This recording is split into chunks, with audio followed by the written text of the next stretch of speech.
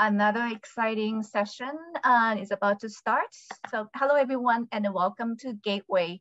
This is an interview series presented by the New York Budo Association, where we get an opportunity to speak with current practitioners of Japanese Budo.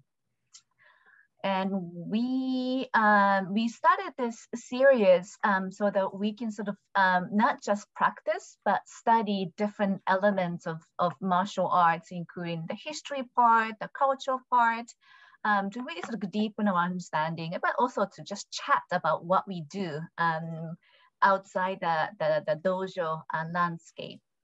And this is the second session on sword with Tiki Sensei. Very exciting. We had a wonderful first session, so to really to scratch the surface of the history of the sword, and we gonna go into deep dive into more about the construction, the metal history, and more sort of technical elements of the sword making. Very excited about that, and here we go. We have again Tiki Sensei with us. Usually we start with a little video, but I'm going to skip right into the talk because we have a lot to cover. Tiki Sensei has been doing martial arts since he was 6 years old, my son's age actually. He's been doing the Judo and also Iai in the style of Muso Jikiden Eishin Ryu. And on top of actually the practicing the different martial arts traditions, he's also the master and scholar on the sword. And again, he studied Damascus steelmaking, which I understand is very, very rare area to get familiarized with. And I'm very excited to have Tiki Sensei sort of walk us through today about the history of sword making itself. So the first session, we sort of talked a little bit about the evolution of swords. And today we're gonna go into more forging and construction element. And again, there's a lot more to it, but we only have a little over an hour. So let us get started. Tiki Sensei, perhaps we can start talking about the early days of steelmaking, how it all evolved. Maybe you can tell us a little bit about this map first. Well, what I wanted to do was explain something that is important to really keep in mind. And that is the difference between metallurgical, chemical, scientific knowledge that is part of today's metallurgy, and we can call that scientific knowledge. On the other hand, prior to the capacity or the possibility for people to make scientific studies before they began to know about, chemical molecules and atoms and things like that, the knowledge was derived through experience. And experiential knowledge, it was hit and miss on the one hand, but obviously the aim was to hit every time on the right thing. So this is called empirical knowledge usually. In other words, it means that through an experience, you will retain the elements that you derived your knowledge of the process and of what you were doing. And surprisingly enough, in the case of iron, we go back to the beginning of the Iron Age, just to sort of round it off, even though it was like 1200 BC or something. We'll just talk about roughly, 1000 BC or something. It really, in Europe, of course, we know it from around 900, 800 BC and so forth. People were making and working with iron and making things from iron And they were doing it with surprising accuracy, precision, and amazing quality when you think of what they had at their disposal. As far as, tools were rudimentary. They had an anvil, they had hammers, they had pinchers, they had very simple things, but they didn't have temperature gauges that they could put in their furnaces. They didn't have ways of determining, the actual elements that were involved. They wouldn't know to say, well, there was magnesium in the steel, or manganese rather. And so this is what I think is so important for people to understand, is this empirical side. Actually, this empirical knowledge reached a very high level that amazes scientists today. They look and they say, well, how could they be doing such amazing things? There's a very interesting story out, not in Japan. It was a story back in the Gallo-Roman period in Europe. People would take iron and shave it and make it into little shavings and feed it to the chickens, their birds. And of course, it went through the bird and it came out, with the bird excrement, guano. And they picked up the whole thing and they put it in a furnace and they made steel with it. And everybody thought for a long time, they said, oh, this is crazy. It doesn't make sense. What did they do that for? It must have been some religious ritual. But in actual fact, when we began to study it closer scientifically, suddenly realized that the bird's excrement is full of nitrogen. And when you combine nitrogen with iron and steel and things like that, it hardens it. The case hardening process used in many mechanical pieces for engines today are what are called case hardened, which means for a very small depth, they're actually treated through a nitrogen process to make them hard. So here we have a thing back in 800 BC where people were doing that, but they couldn't tell you scientifically anything about it. They just knew it was right. So that is amazing. Amazing. Go ahead. Yeah, no, that's amazing. And so we could sort of go back in time. We got how they were doing it, sort of following their footsteps almost. Today we can sort of sort out the empirical things that are correct and are metallurgically sound and can be proven. But we also have a lot of empirical things that came out that we know that either we haven't quite explained yet, on the one hand, or are actually wrong. They can be wrong. We can also say, well, geez, there's no reason that didn't do a single thing. For example, if somebody was making steel at some point and they threw their dog in the furnace or something like that, and that lot of steel or iron was very good, then they ritualized it, and every time they made steel, they'd be throwing a dog in there. But there is no basis for such a ritual, and so the actual knowledge, the metallurgical knowledge that we can apply to it, shows that, well, there's no need to throw dogs in the furnaces today or something, It's sort of funny. But what happened, and this could be true, would be that somebody would just simply, he liked his dog, so he'd clip off a little hair and throw some hair into the furnace. And it became that. And it was kind of a little tradition, like having a cup of sake or something to celebrate it.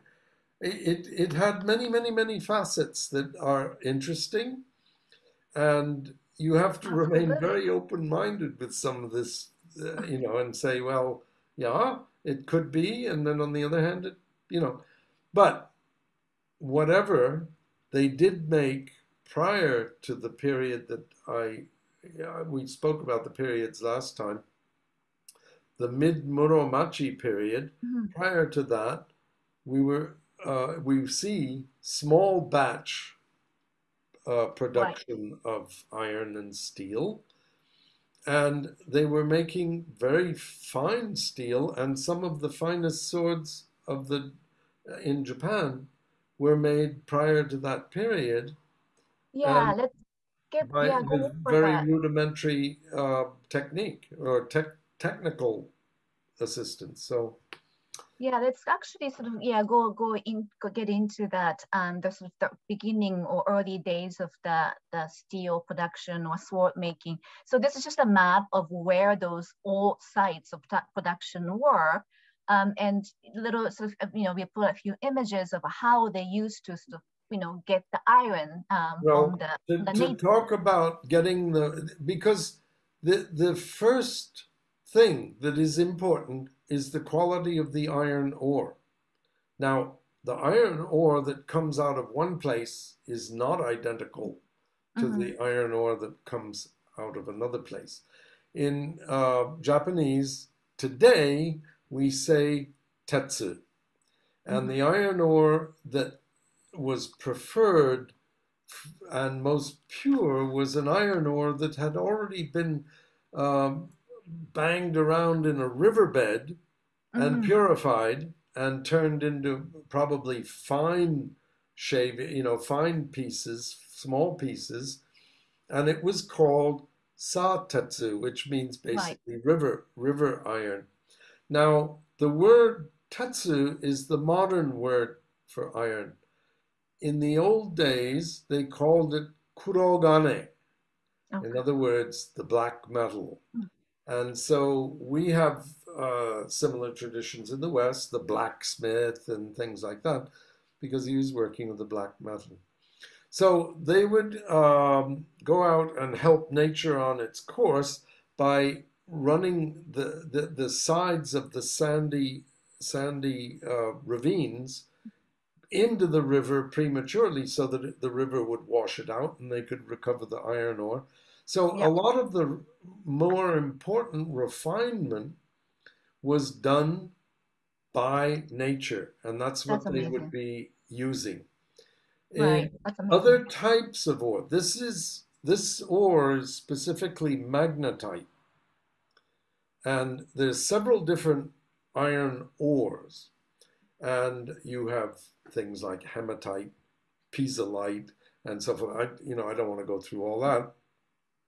And very often these other types of ores come in big, very impure pieces, and you can't get as good a job done as you can with magnetite that's been purified by the river process. So this is a really important thing. It meant that iron production would be near iron deposits where rivers and water would be running and available, and we're collecting within the rivers. Right, so that's that this map image. that you saw there in the old days would have those two characteristics. There would be magnetite iron ore, and that magnetite iron ore would have been the very first refinement, which was not a negligible refinement. This is a very, very good refinement in the river. It was, banged and smashed and crushed by the river and the stones and everything else. And so you could get a very pure one. Now, if you go to one of the other illustrations, you will keep going just on down. There, stop, back up. Next one up. There we are. See down here on the right, this is a big magnet, an ordinary magnet, and I was this is a river in New Jersey, actually. Ah, And interesting. I took my magnet and I was collecting iron ore. This is magnetite, and it's a very old iron deposit that was exploited in the colonial period in New Jersey. And that black iron ore is almost pure because it's all stuck on that magnet. So you could recover it that way. They actually did it by simply putting fine screening onto the river and slowly doing kind of like a gold panner would do, getting rid of the keeping the fines or the the actual iron ore that was heavier and went to the bottom, and then they would eliminate the sand and the rocks and the other things because they didn't have big magnets. But I had a big magnet, so I could collect that iron ore. And that iron ore on the magnet gave that bloom after the process. So Okay. above it is what was made from iron ore from that river and it was in New Jersey. It was Wow. when I got back from Japan, I spent a year developing all of this and had access to the river with the iron ore. So the first step, once you've got the refined magnetite, and in olden days, of course, it all came from one place, wherever that was. If it was on your map, one of those black dots, they would produce the iron ore in that particular place.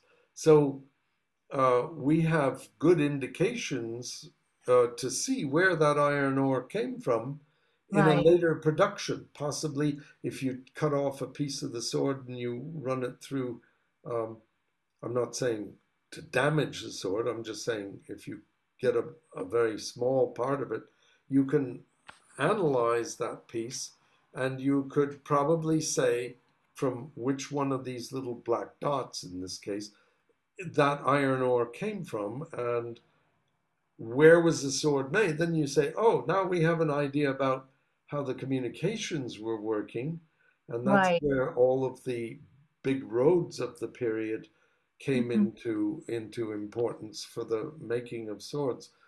So it didn't mean they made the swords where the iron ore was. They did in some cases, not in all cases, but the iron ore might be brought from a ways away, or it could be close by.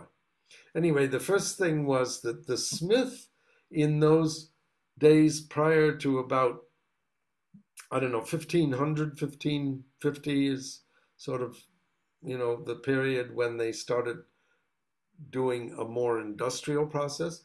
But in the period before, the first two illustrations we have in front of us are small furnaces of two types.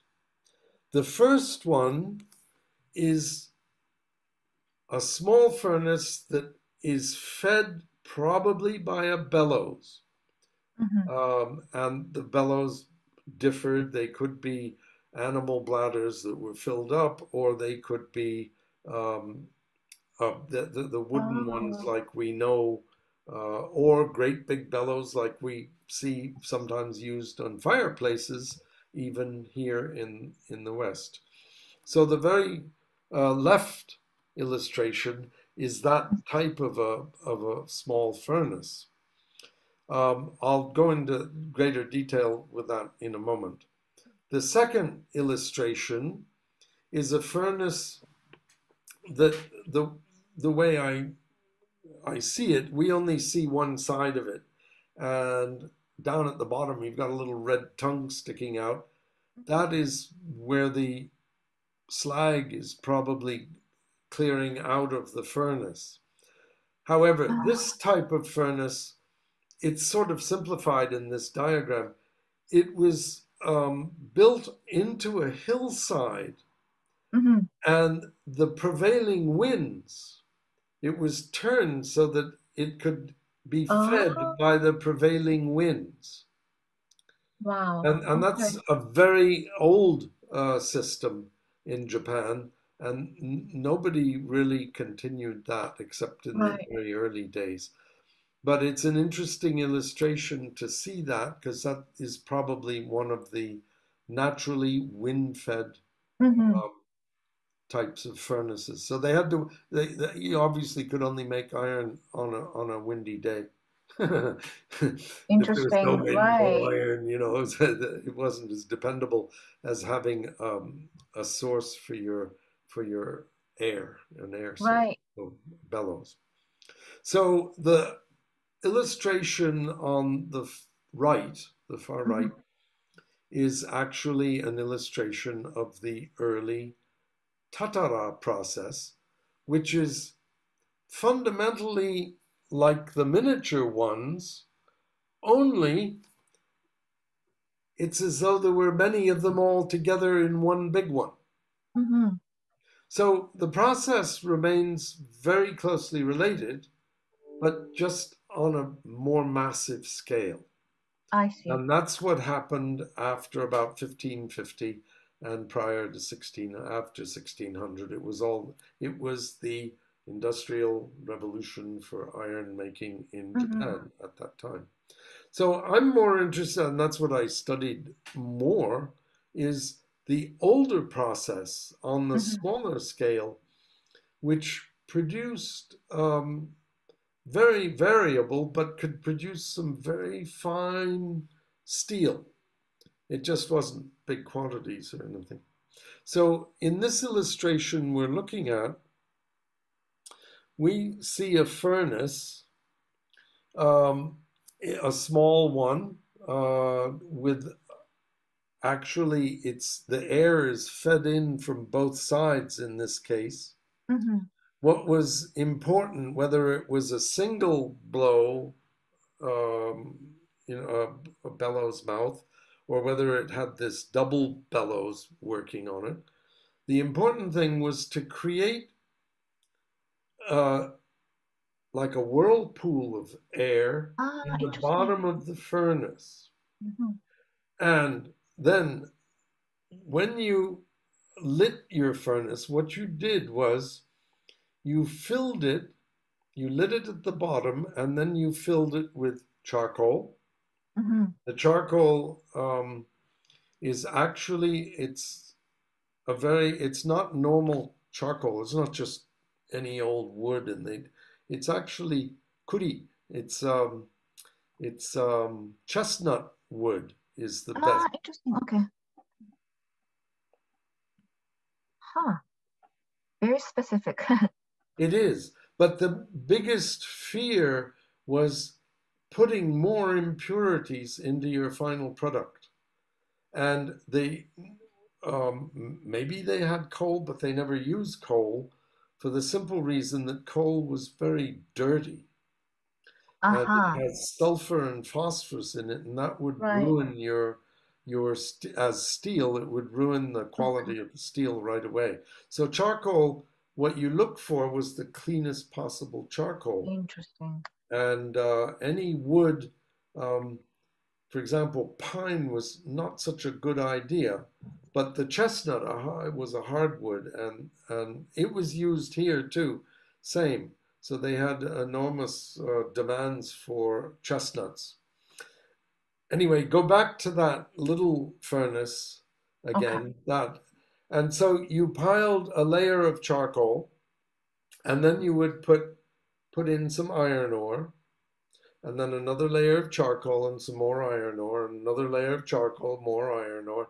And so you would alternate layers of iron ore, magnetite, and charcoal. And in the lower part of the furnace is where the actual process took place. The whole furnace doesn't really burn. The real heart of the furnace is down here at the bottom where you see the orange, of course. Mhm.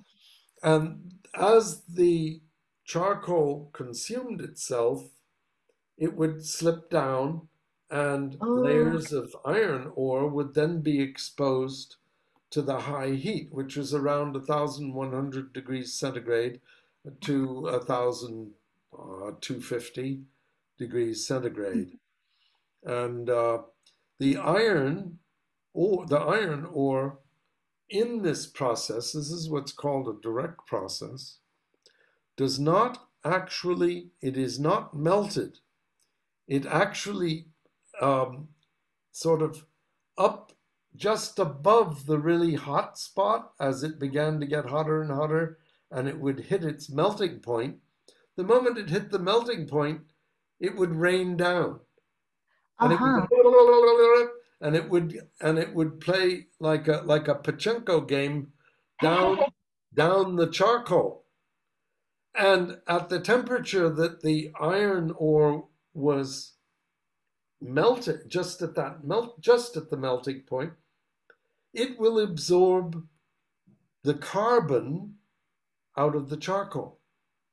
Oh. So it begins to, the iron ore then is changed by this process, and it becomes in any iron, pure iron can only be created even today in a chemical laboratory. It almost always has some part of it which is carbon. So, and iron as an element is just Fe. Steel is FeC. So carbon and iron together are what we call steel.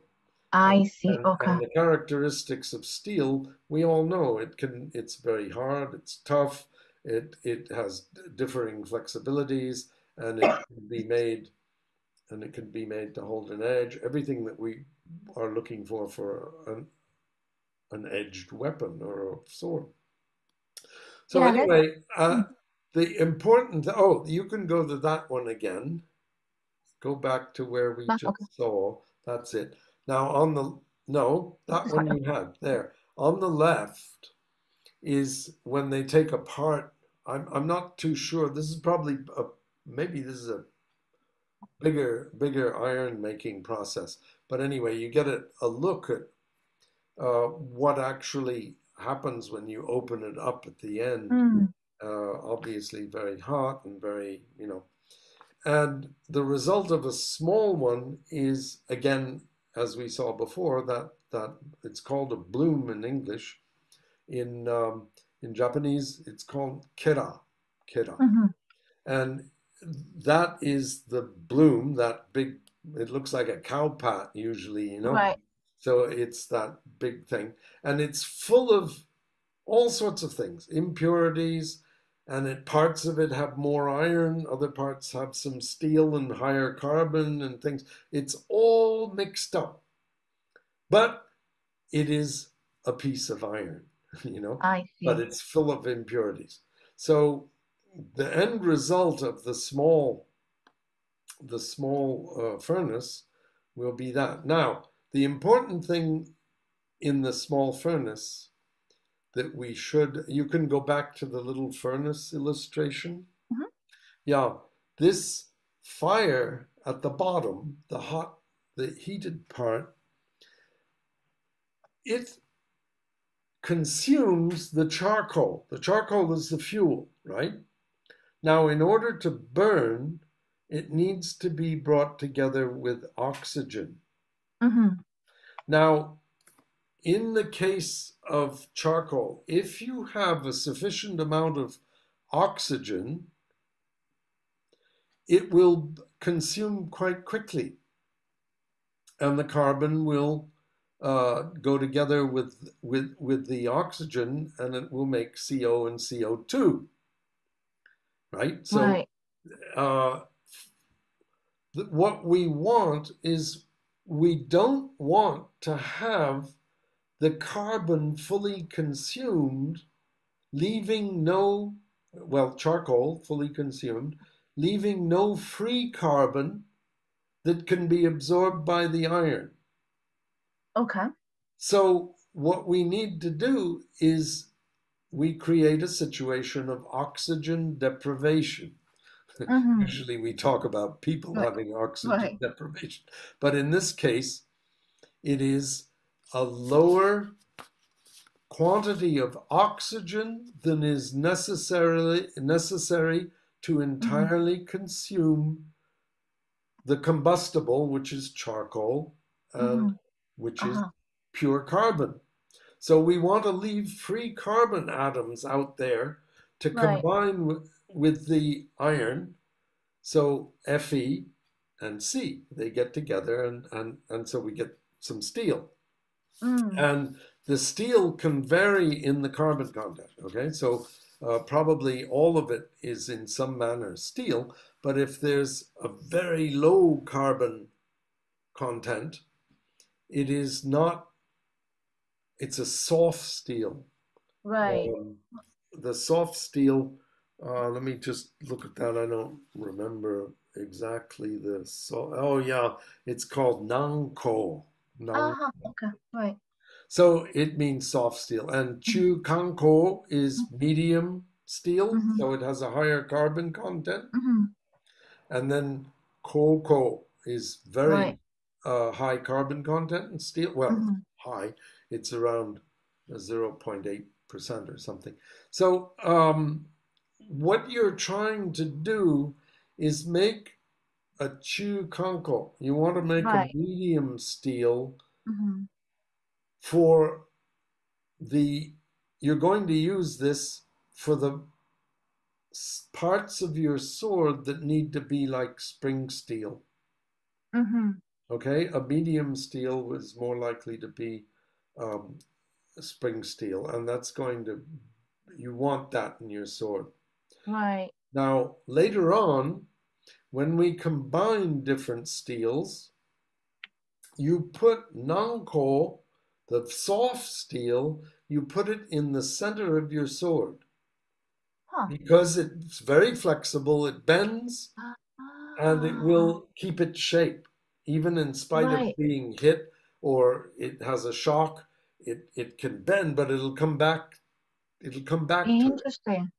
The spring steel will give it flexibility so that it won't break, but it'll still be able to be a little harder and not bend. You don't want it to bend, you want it to flex. So the nanko goes in the middle, and it will make a very soft, very durable core for your blade. And then on the sides, you'll be putting the chukanko, which will be like a spring steel. But then it's a little too soft still for your edge.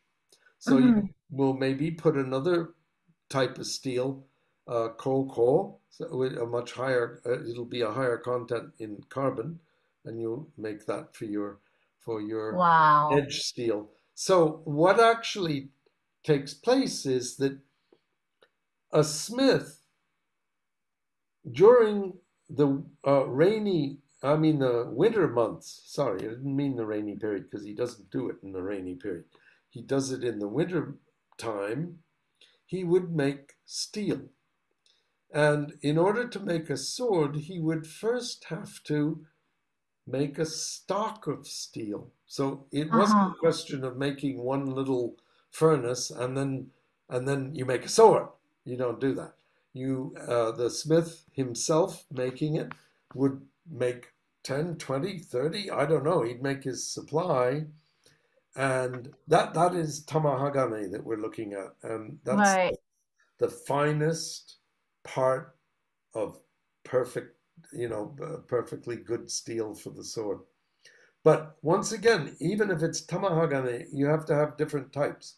There's hard and soft and middle and spring steel and things like that. Wow, I never knew. So anyway, the old time smiths would make up a stock of their steels first by making many of these little furnaces. And it's very funny because in order to create within the furnace the proper conditions for making steel, as I mentioned, you have to create oxygen deprivation. In metallurgical terms, they talk about a reduction atmosphere or a reduction process. What it means is that you've reduced, I guess, the oxygen, and there's not enough to burn up all the charcoal, so there's free carbon for the steel. The opposite of it is called oxygenation, an oxygenation process. And if you have too much air, you're blowing too much air into your furnace, you won't get any steel. You'll get a mess. Right. It'll probably not work at all. I never actually, I spent all my time trying not to do that. So I don't know really what it would do if you did that. And those two processes are important because the reduction process is called kangen. Kangen. For that, right. Who people are interested in the term kangen, and the oxygenation process is called sanka. Right. So both iron makers, or swordsmiths in this case, or smiths in general, were very, very, very sensitive and knowledgeable about how to maintain a fire and what it was doing. And so were potters. Potters sit right next to their thing, and they look at and they smell.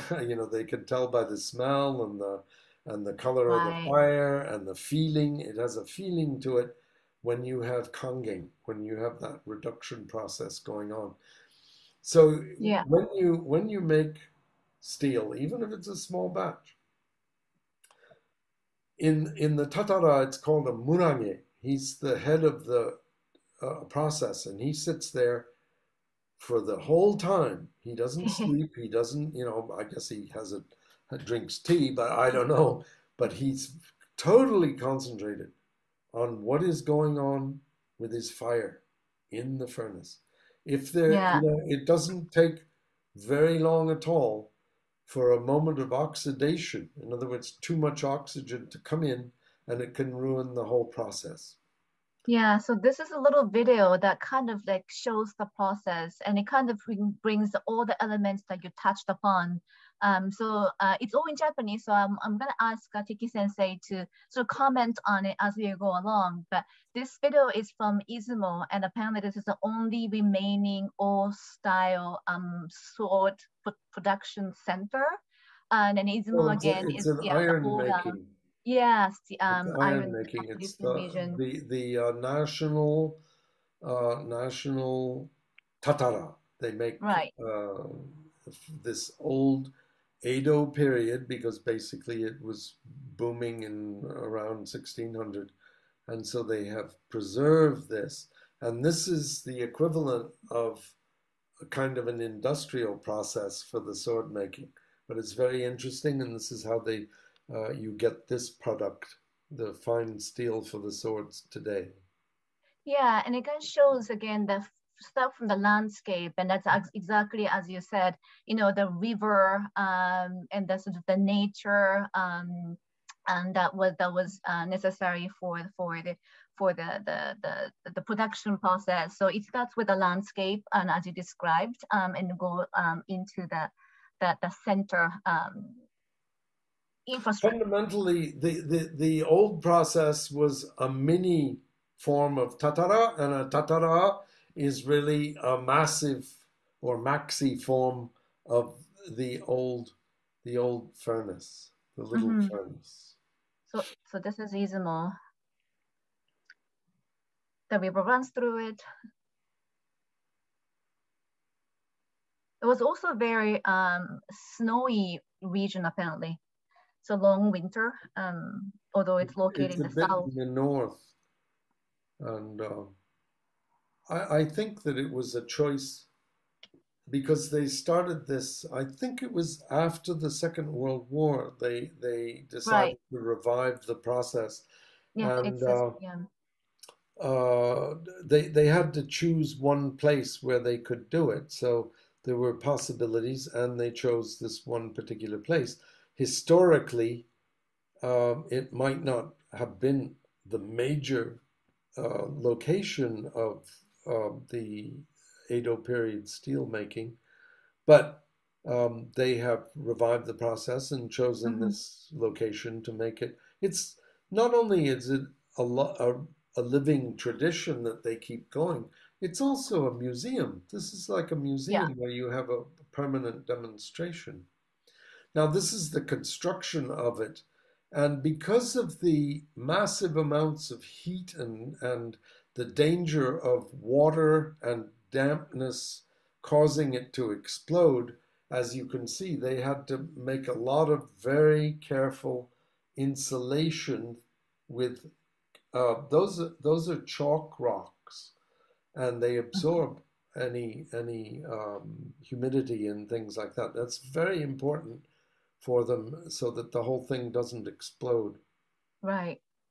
You don't have to, on the small scale of the little furnaces, you don't need to worry so much about that, you know. But humidity is a big factor in succeeding to make properly the steel. So the bigger the furnace, the bigger your problems with humidity is. As you see, they've got many blowpipes that go into the furnace, and that's different from the older process where there was just one. But the process is the same as I described for the mini one. You see the blue flames? Yeah. The blue in those flames is very important because it's one of the signs, visual signs of kangen, of the reduction process. So the oxygen is at the right level. Yeah, and the old guy was Murashita, as I mentioned, the guy in charge. It's a family, and they've been murage for many generations. And one of the smiths I studied with, his name was Ono Kanemasa, and his I believe it was his grandfather was a murage back in 18 something or other, and it was because of the influence of his grandfather that he went on to study he made a study group in Japan about the pre-1600 techniques of making steel, which were different from the Tatara. Yeah, it says that once you start the process, it continues for 3 days and 3 nights, and that's one cycle. 3 days and 3 nights without sleep. Right. I don't know if they eat. The times that I helped out with the pottery furnace, it was 3 days and 3 nights. We didn't sleep. We drank a lot because it's hot as hell, right. But we didn't eat very much. We could just grab a little bowl of rice from time to time, and it was a lot of work. Terribly tiring work. Yeah, and here you see them. The Tatara is built, and it's a one-off build. Right. And the whole thing is torn down. Down in the bottom where I described the major heated point was, and those blowpipes that the ventilators that put air into the furnace, they were all circulating in such a way that this is how the iron ore gathers at the end of the process. Now, I believe they're probably going to dump this into a big pool of water. This is a giant bloom, right? And as you can see, it's filled with all sorts of stuff. It's got all sorts of impurities, but these little parts only exist. The tamahagane, they only exist specifically in given locations within that huge piece. Yeah, and what you're seeing here is a much more advanced stage in the process of refining the steel, and I'll get along to that in a moment. Yeah, they just said that you get only this piece of high quality out of that whole from that block. Huge, right? Yeah. In many ways, the small furnace is almost more productive You know, they get that Right. little piece, but they get a lot of tool steel that you don't get in the small furnace. But they get this one really fine piece of steel, if everything goes well, out of a 2 or 3 ton block, you know, Yeah. which seems, and I can't even begin to tell you how much charcoal they spend to make that. You Yeah, the need huge chunk was roughly 3 ton. 300, let's see, something like 350 pounds of charcoal, even for a small one, when you Right. do it, depending, you know, it depends, but, and it all has to be cut to the same size. And there's a famous saying for all swordsmith apprentices. They say "sumikiri sannen," and that means 3 years. you spend 3 years. All you do is cut charcoal, and that's no joke. In the old days, he would sit there in the midst of all the activities, and he would cut charcoal. You have to cut it in pieces that are 1 centimeter cube, 2 centimeter cube, and 3 centimeter cube. And some bigger pieces can be used in the furnaces. But 3 centimeter cube is the biggest that you will use in the forge. So anything that is smaller than 1 centimeter is not useful, it's wasted. And Wow. when you take that knife you see in the piece of wood on the left, you take that to cut the charcoal. As you can imagine, if you have bad technique, all of it explodes into little splinters. Right. And Once. in 1980, a 50-pound bag of kuri, chestnut charcoal, that comes out in pieces that are just like the tree. It has the bark even in place. It's a beautiful thing. It cost roughly about I guess it was around $150 to $200 a bag, Wow. 50 pounds, and you needed, say, 350 to do a little furnace. Wow.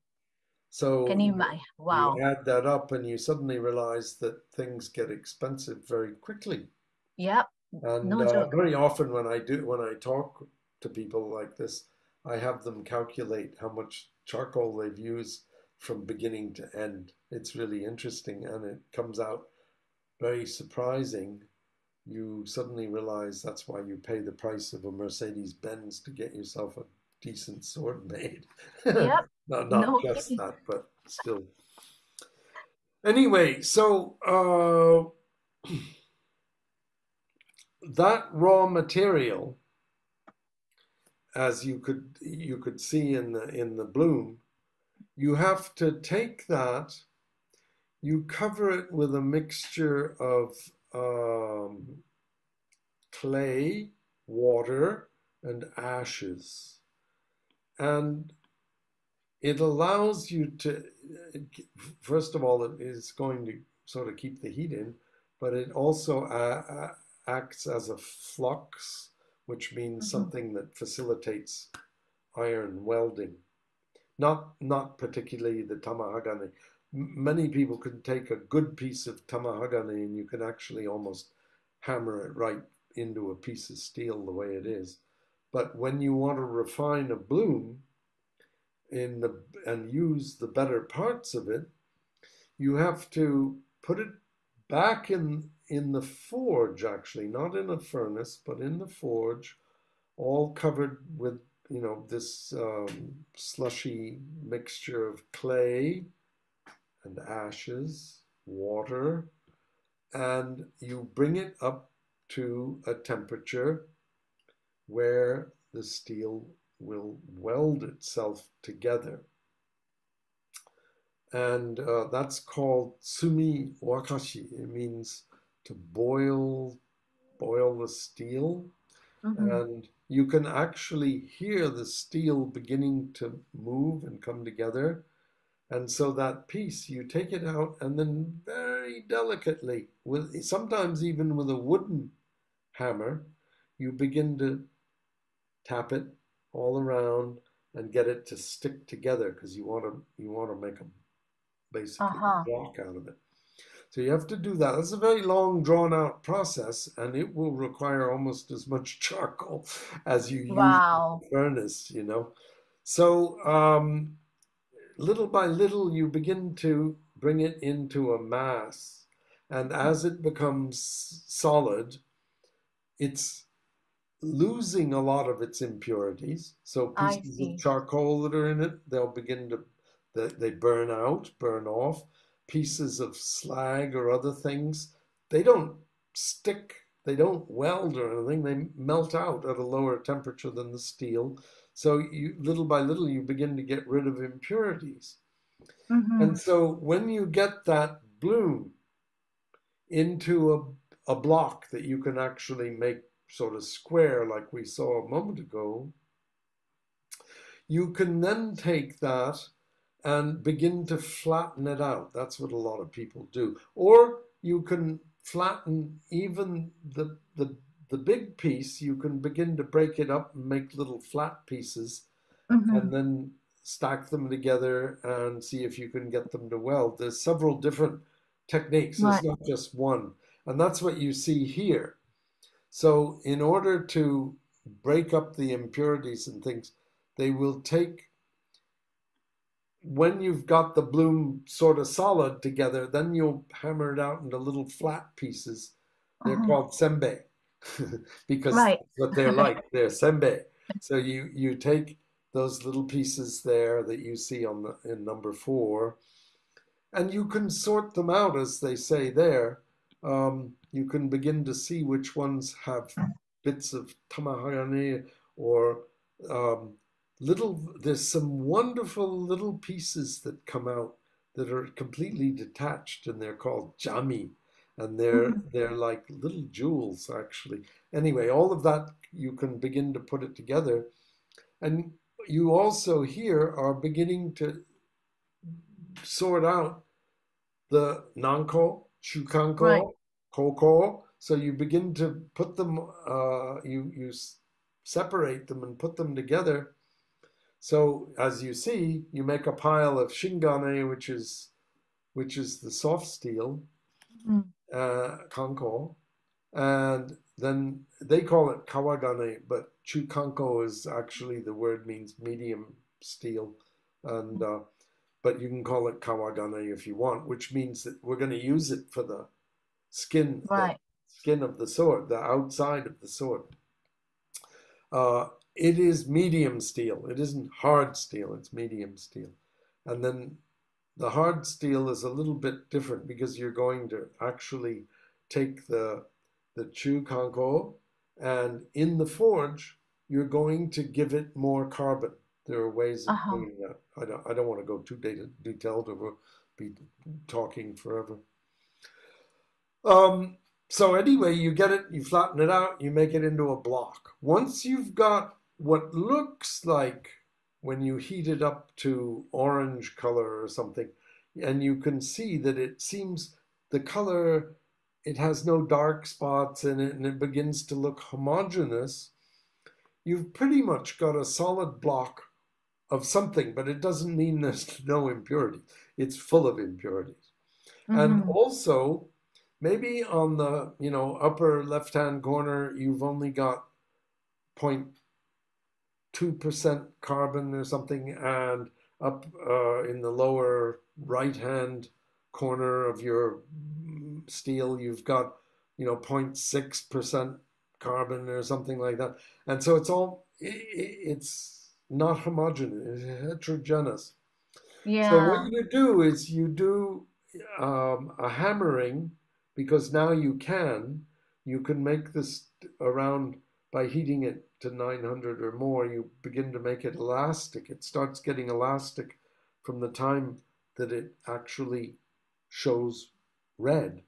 It's interesting. In this one, on this one, the black one is the koko, and the gray in the middle is the chunanko, and the white is the nanko. So it's the different patterns of I'd be careful about saying that it's the chukanko, nanko, koko, actually, it's just distinguishing between different types. Right. Now, if you look, this is quite interesting. The third on the top row, the third from the left. Mm-hmm. You see how it looks Right. diagonal like that? Yeah. This is very interesting that it's here. I'll just tell the story about that. If you practice a sword school that uses, for example, blocks this way, you know, many, boom, Right. they use the edge to block. Okay, you don't Right. block with the shinogi. That's a fallacy because it's a soft part of the blade, and you'll bend your blade. So the blocking process is with the edge. This will come here, and what you're doing is, let's see if I can get this lined up. So this is coming here, and you'll do this. Right. So you actually don't go bang. You boom, you catch it like a catcher in baseball would catch a fastball or something. He doesn't just put his glove there and it goes boom boom. He goes boom and he moves with it. Well, same for here. Now, if you have that as a technique in your school, you could go to the smith and say, I need a reinforced sword that will take this technique and make it possible, and I can have confidence in my sword. So they would build it like that third from the left, so that you had hard steel to work with for your blocking technique, for example. Very interesting. So swords went to the point of being constructed on a customized level for the technique of the person who has ordered the sword. Absolutely. Anyway, these other, they're all constructions that metallurgically in cutting swords, you know, and studying them, which they don't cut good swords, obviously. It's, you know, when you have an old, rusty, irrecuperable sword, the metallurgists will cut them and study, polish, and see, and try to understand how they were made. Wow. These are some of the different patterns of the combinations of steel. And one of the most, as you can see in the top right, I've got my picture blocking it, but it's just one piece of steel. Right. If you have a really fine spring steel, chukanko, kawagane, that is good, and you can go to the simplicity of making it simply out of one piece, and you still have a fine sword. If you want to have a sword that has a very good cutting edge and it holds the cutting edge, then they would go to something like the construction second from the right on the top, or the third from the right, which actually runs the edge steel and sandwiches it between two spring steels. And that makes a fairly tough sword. And actually, Swedish puka knives that you can buy today are made in that process. And some, I think Viking swords were like that too. So the standard ways today of combining steels, not only today, but, you know, traditional, you have maru, kobuse, hon, sammai, and so forth. Those are all just the names of those structures. Today, people use, for the most part, kobuse, sometimes makuri, hon sammai, you can find that, but very little will you see, like in the bottom line, any of those, like soshu tai, and they went to as many as 7 different steels combined. And I'm not too sure that, you know, that was not overkill for sure. And the smith was maybe showing off too. This is when you pile up the pieces you flatten and you want to make them into a... Now, underneath you have this handle. Now, obviously, if that handle was a piece of industrial steel you bought at the hardware store, you're going to screw up your sword because it's going to become part of it. So the teko, that's the shovel that they call it, is actually made out of good sword steel. So when you make the teko, you have to make it. You actually have to spend time making the teko that you want to use in that sword, because it becomes incorporated in the sword. See? Interesting. Wow. So a teko is not just a piece of iron. It actually is a piece of sword steel. It's probably just a piece of medium carbon steel, and it's incorporated with the rest of it. But if you were working with edge steel, a higher carbon content, you would want your teko also not to diminish the carbon content. So you want to make a teko that would be high carbon too. So all of these things, we don't think about these. Yeah. But when you really get to studying it, Now, this illustration you've put is a Japanese bellows, and it distinguishes itself by the fact that as you push and as you pull, it blows. In other words, you can get a continuous stream of air from this bellows. And in the West, the single bellows that we have, like for your fireplace, it goes, so it interrupts. And that's not as good as having a constant stream. So in the West, they made fireplace bellows with 3 pieces of wood, right? So you had a bellows on the top, bellows on the bottom, and the middle bellows, as it went up, it would blow air. So this had come down, and then the bottom would go up, and so it would do the same thing. It was working like this. And in prehistoric metallurgy, or not prehistoric, but the early Iron Age, particularly in the Middle East or Europe, they used 2 animal skins, and they opened it and put sticks in it, and they would hold it open when they lifted one, and then close it with their hands and push down, and it would keep air in it, and it would blow. And at the same time, they would lift the left side and then down, right side, left side. And that way they got a continuous stream for forging, because it's important to be able to regulate a very continuous stream. Otherwise, today, a blacksmith will just have a vacuum cleaner motor set up to his thing, and it will be blowing, not sucking. It'll be blowing into the fire at a given rate. But that is not, you can't control it precisely like you can with these bellows. This bellows that is, a wooden structure is, I think, a brilliant creation, and you find it only in Japan. So my hat off to whoever first created it. And it's a wonderful little apparatus. It's called a frigo in Japanese.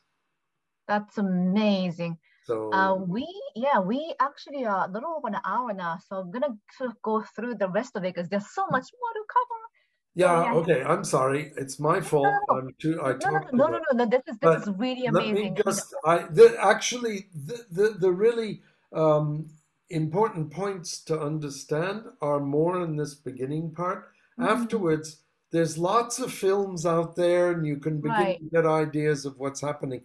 So let me go back at least 2, I think. Go back to here. Now, no, you can go past it. Okay. The next thing is you've got a block, okay? So you're going to take that block, you're going to draw it out. You make a cut into it and you fold it in half, okay? This is called orikaishi, or, folding. It's like origami, right? Orikaishi, kaishi is folding too. So you fold the steel over and you keep doing it. And you need to do it more than 5 or 6 times for sure. Going too many times, say if you went up to 15 times, it maybe would be, again, overkill. It's not necessary. So the smith has to get a good feel. What's my iron doing? What's it doing under the hammer? How do I feel it? Is it hard steel? Is it soft steel? Do I want it like this? Do I want... And by folding and drawing out and folding, and of course you can fold as you see in actually two different ways, and you can combine the two different ways. Alternatively, you can do number 1 and 2, for example. That's width-wise. So you can do that, and you could keep doing it. You get the block, it becomes half its size.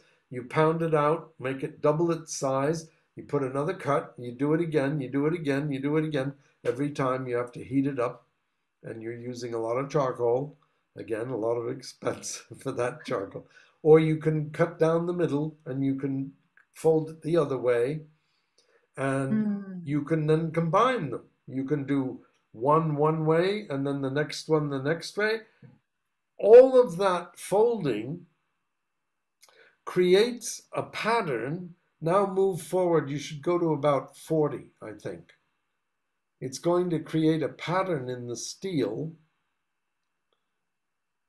that is very distinctive. Keep going. What are we on? Oh yeah, next one. No, next one. Next. Next. Next. Next. Those are all temper line. Next. I know we had one. Go to the next one. There it is. Okay. So this is actually not an example. This is an acid etched example, I believe. I mean, it looks that way. What they did was they polished it to a certain extent, and then they pour sulfuric acid or something for a while on it, and then they stop the acid, and it shows up all the folds. Now, the pattern, this is called hada. And this pattern will vary according to how you folded it. If you do the same fold all the time, you'll get a straight line. Right. It will all be straight. It's called Masami hada. I'm not going to go into that because we go into it in the kante part, you know, when you do sword appreciation. But if you fold it one way and then fold it the other way, and then you can turn it over and fold it the other way, you can get all sorts of these patterns. Interesting. Now, these are not the patterns that you find, I will just say this in passing, in what they call Damascus steel today. Okay? Damascus steel, first of all, today is not Damascus steel. It is actually pattern welded steel is the proper term. It just means you take different steels and you fold them together. This is one steel. It's not two. Those lines are simply where it's been welded. So this is very much the idea of making a French patisserie, right? It's a millefeuille. They kept doing it and kept doing it, and so you end up with many little layers. And you could have, I mean, this one has probably been folded. Looking at it, I'd say, 7, 8 times, I guess. It'll be much finer, and it'll get to the point where it's so fine it's hard to see.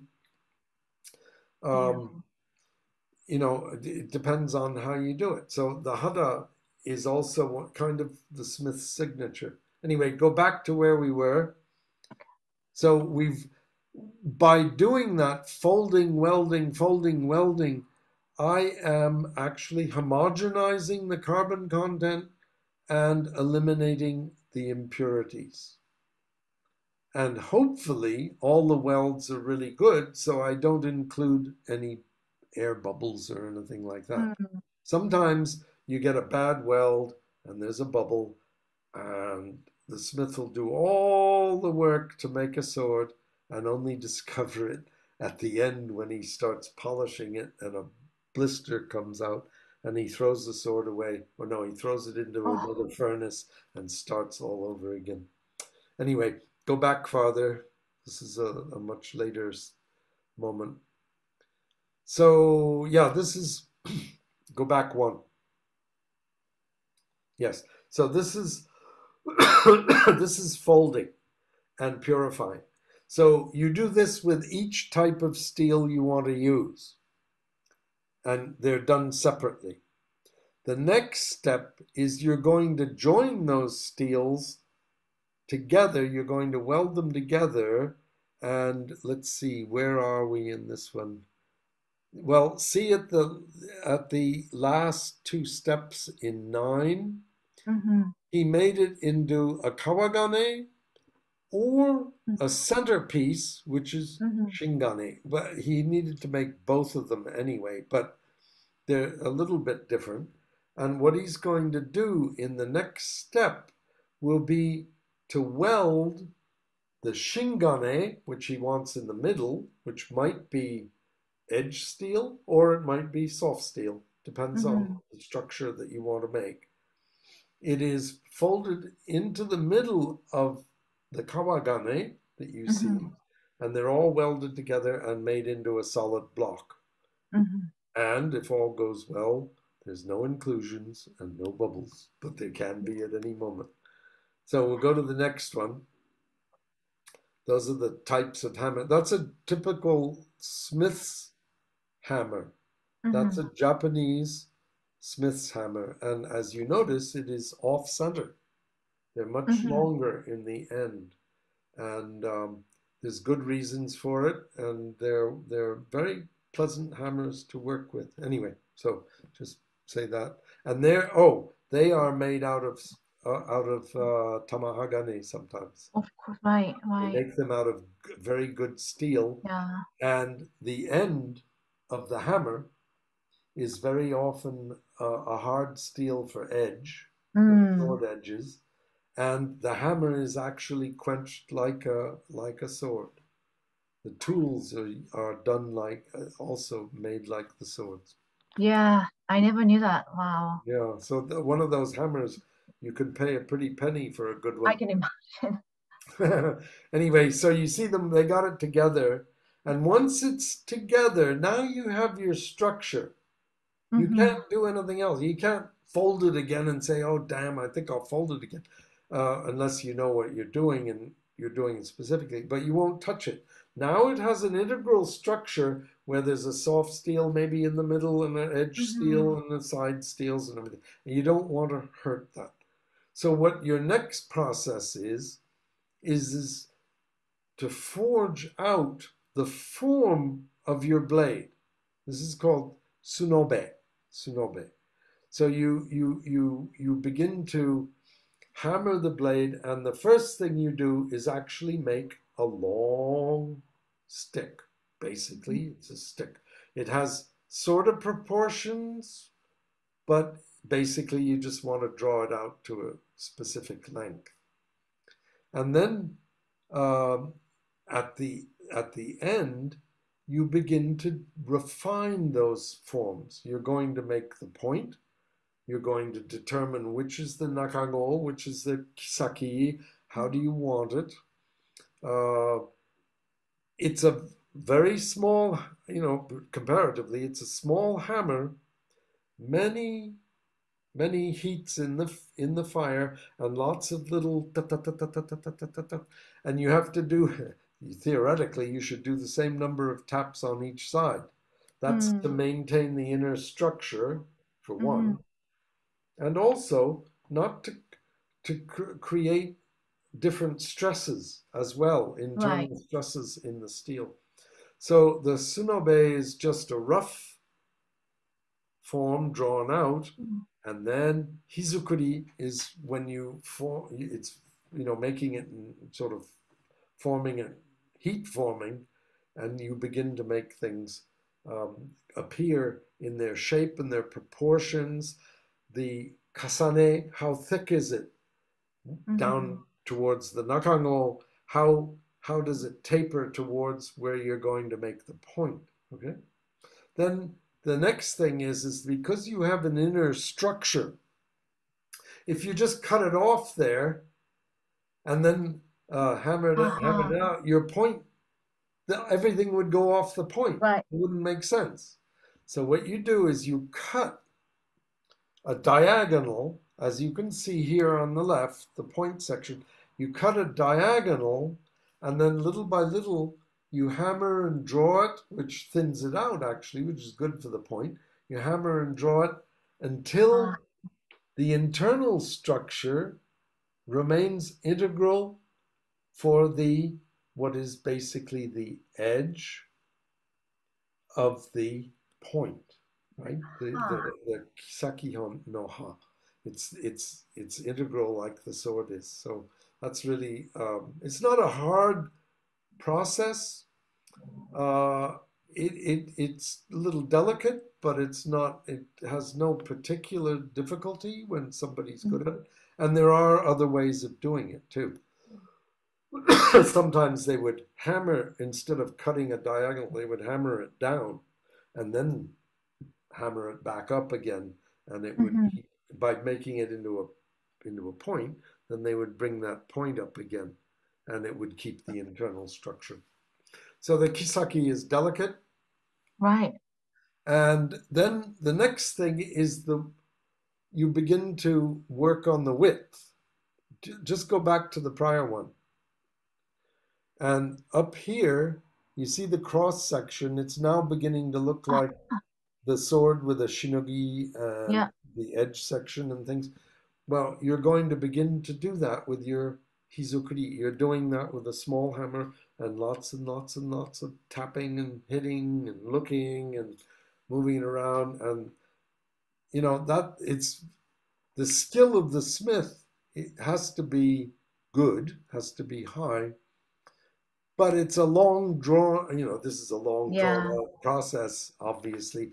And this one takes hours and hours. You spend the time on this. There's no big deal to it, but you just take the time until you get it right, till you got your proportions. The steel is absolutely precise in this. So at the end of this, you're going to have a blade. It's going to look like you end up with a blade, and a good smith will make a blade that looks like a black katana. That's all. It looks as sharp and clean with its lines as you would see almost like a polished sword. Not quite, but it's just black out of the forge. So next one, we finished our sword there, but there remains the refinement of the form is done with this funny shave. It's like a spoke shave, and that's the traditional way. But people today put it on grindstones, or they put it on belt grinders, or they do it with files. I had to learn this particular way, but a lot of people don't do this, you know. It's kind of something for tradition, because it's quite difficult and takes a long time, but it works very well. It does work well. And as you can see, there's Yoshihara is up there doing it with a spoke shave. I think he probably does it for the tradition, because other times he'd be just as good. A good file will do a similar thing, or a whetstone, as they say there. That'll make it more fine. So the smith then, after this, he's got his finished product. He still has to quench it. The quenching process, yaki ire. So what he's going to do is he's going to create what is called a selective quenching process.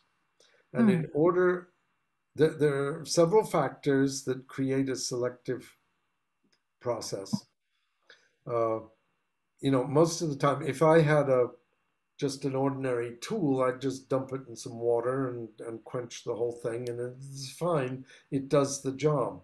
But with the sword, you want to quench and harden through the quenching process a certain part of the edge only. You would like the rest to remain flexible, softer, because it has to do opposite things. A sword has to be flexible, and capable of receiving percussion block, Right. like in a block or something. It has to receive shock, so its shock absorbency is very important. But at the same time, it has to hold an edge. If the edge broke, that's no good. If the edge Right. bends, it's no good. So the selective quenching allows the edge to be harder than the rest of the sword. So two things make that. One is the application of a clay mixture on the outside of the blade, and there's two ways of doing that. It's called in no tsuchi, yo no tsuchi. And today they usually use yo no tsuchi, a thick layer of insulating material on the back and less thick on the edge, with some designs that make the heat disperse differently and therefore create different crystal structures in the edge, which gives, and you could move forward to another illustration like this. You see right away the enormous variety of the edge patterns. It's called hamon. Right. And it can be controlled and it can be free. Right. The clay will control it, but at the same time, it's more of a guiding principle, because sometimes it turns out in a whole different way than you ever thought your clay was designed to turn it out. With thick clay, you can usually force a design onto the steel. With a thin clay, you can get some very, very delicate and beautiful patterns that are due to the way that you forged, due to the hara, due to the types of steel involved, and due to the thickness. How did you, if your blade is going like this and getting thinner and thinner, even just the naked blade, if you heat it up and put it in water, it's the thin part that's going to cool the fastest. Right. So it naturally will quench the edge as well. So there's several factors, and they're so delicate that this is the big mystery section where the smiths kind of, make a big secret of it and things like that. But very delicate, very easy to ruin. It takes, you're not going to spend more than about 10 minutes in the whole process. You're probably, a big sword could be heated up and quenched within 4 minutes. Wow. Sometimes they take longer. It depends. The longer you heat it, the bigger the crystalline structure you're going to get. Aranie, it's called, which means big crystal structures. An example of that is, well, those, you can't see it clearly. Go back to the other one. If you look at, no good. Yeah, no, this is, the one you had was best. One forward. One forward. One more, I think. Yeah, here, you can see it here. You can see those, the crystal structures more clearly here. And they will be different according to the way you heated the steel. In other words, if you ask me, my feeling would be to say that the lower left one was probably heated to a higher temperature than the two you see on the right, particularly the upper one. It looks a little, the crystal structure would be finer, although these are drawings and you can't really see it. You have to see it. So anyway, the quenching process is delicate, quick, and unforgiving. Miss it, and you could throw your blade back into the, well, the advantage is you can recycle it in the furnace. So many different forms were, they said in there, it says the blade is heated red hot. It isn't, it is heated red hot as such, but they're very careful about the temperature. Very, very important. Low temperature gives you a finer crystal structure. Higher temperature gives you a harder and more breakable steel and a rougher crystal structure. Oh, there you go. There's the definition. Here are the different hadas. That all comes from the way you folded it. Those four on the top. And for example, some smiths, like the Gasan smiths, they used Ayasugi hada was their specialty. So many of their works from way back have that wavy Ayasugi is actually has to do with what is it, cedar tree. And Masame hada is what I said. If you fold it all the time the same way, it'll give you this straight, because you made no interruptions, so it'll give you a straight texture. Even though this is sort of a kante thing about, sword appreciation, it also has a lot to do with the smithing, because you can, according to your techniques, you can change the hada by the way you folded it. Mokome is one that is it's sort of a mixed one. It's got a little bit of everything, and it gives that wood burl grain sort of pattern. Right. And anyway, so we quench the sword. When you quench it, you remove the clay, and then the sword is given a final going over on stones that the smith, it's called I think it's Tosho Togi.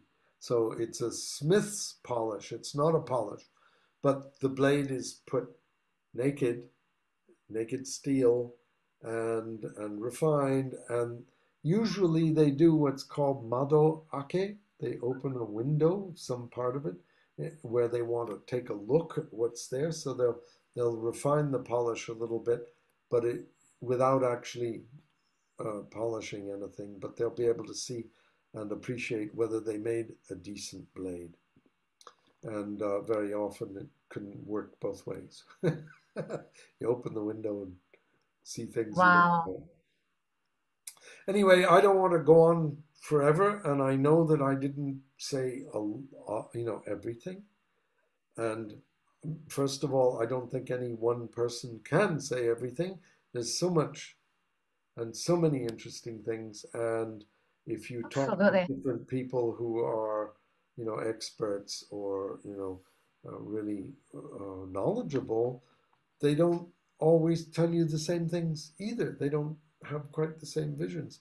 So I hope some of this is useful to the people who have listened in, and that it helps them better understand the tool that they use every day if they practice yai. That was my main aim in all of this. The first one, I said, I want you to become aware a little bit about aspects of the tool that you're using and what it means and where it came from and how it's made. And so I hope it did that. I don't expect that this one little look at the Japanese sword in any way gives anybody a real, that gives insights, but doesn't give full knowledge to so many things, and many little details that I didn't mention, otherwise we're here tomorrow. Absolutely.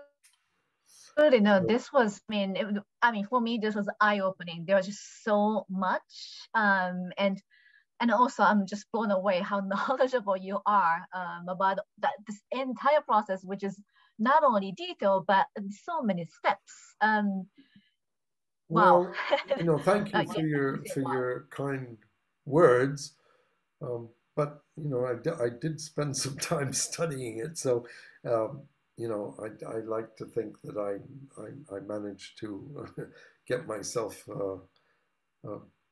to learn some things, and so I'm only sharing things that I skimmed off the top of this too, because it's just giant. I mean, it's so big, and that's what's nice about it. Everybody can dive in and find something that they're really interested in, you know. This was a fantastic opportunity, and I realized that we're about 90 minutes into it, probably. So maybe we may need to cut short of the question and answers. No, go right ahead. We've basically gone through the whole thing without, we've got to the polishing process. The polishing process is just as complicated, detailed, sophisticated, call it what you want, as the forging process. It's a new person, a new master comes in, and he's the master polisher. Right. The only thing I will say is there's a big difference. The kaji, smith, the swordsmith, is a creator. He creates. From dust, the dust of the earth, he creates this thing. The polisher, togishi, is basically he's a technician, an artist technician. And what he does, he's kind of like, I guess, a Hollywood makeup artist or something. He looks at somebody and he just knows how to create the right character for that, for that person and the whole thing. So both of them are extraordinary capacities, but there is this difference. One is a creator, and the other is a sort of embellisher or technician, and it's a lot of work.